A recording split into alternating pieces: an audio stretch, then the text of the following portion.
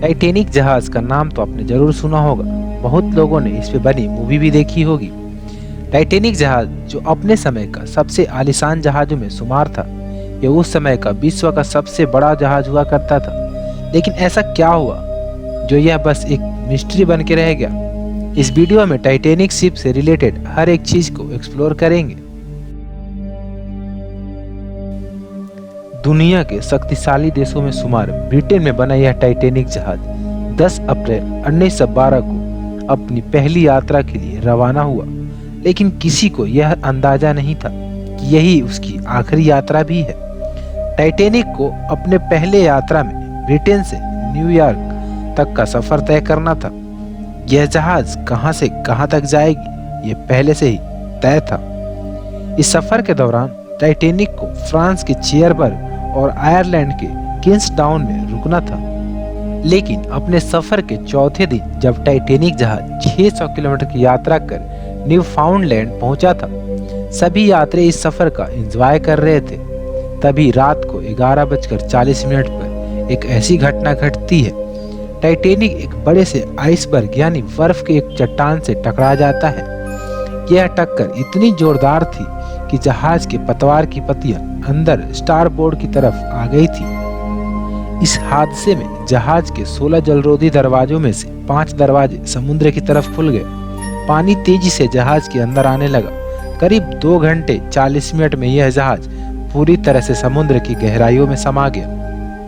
Titanic जहाज के डूबने से करीब 1500 से ज्यादा लोगों की जान चली गई थी। इस जहाज में कुल 2200 लोग सवार थे, जिसमें से 1314 यात्री और 908 क्रू मेंबर थे, जिसमें से सिर्फ 706 लोगों की जान बचाई जा सकी थी। तो वहीं मरने वालों में से सिर्फ 337 लोगों के ही 100 मिले थे।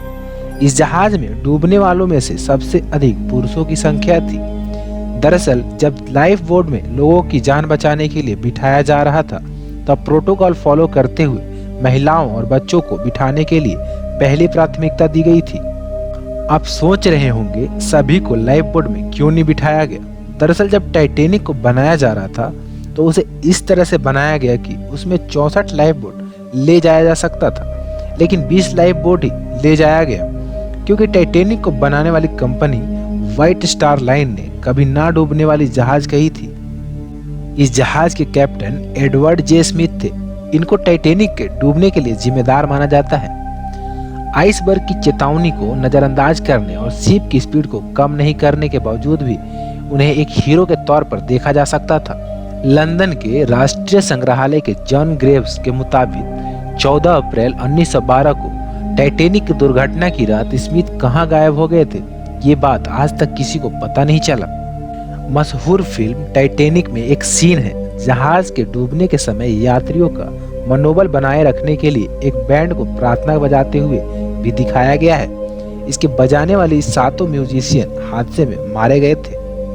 टाइटैनिक जहाज उस दौर का सबसे बड़ा एवं सुविधाओं से लैस जहाज था, जो करीब 2 साल 2 महीने में बनकर तैयार हुआ था। इसे करीब 3000 लोगों की टीम ने बनाना शुरू किया था और इसके निर्माण के दौरान 2 लोगों की जान भी चली गई थी, तो वहीं करीब 246 लोग गंभीर रूप से घायल हो गए थे। यह जहाज 31 मई साल 1911 में पूरी तरह से बनकर तैयार हुआ था। पूरे विश्व में इकलौता ऐसा जहाज था जो कि हिमखंड के टकराने से डूब गया। वहीं जब टाइटैनिक के ऑफिसर को आइसबर्ग दिखाई दिया, तब उनके पास प्रतिक्रिया के लिए सिर्फ 37 सेकंड बचे थे।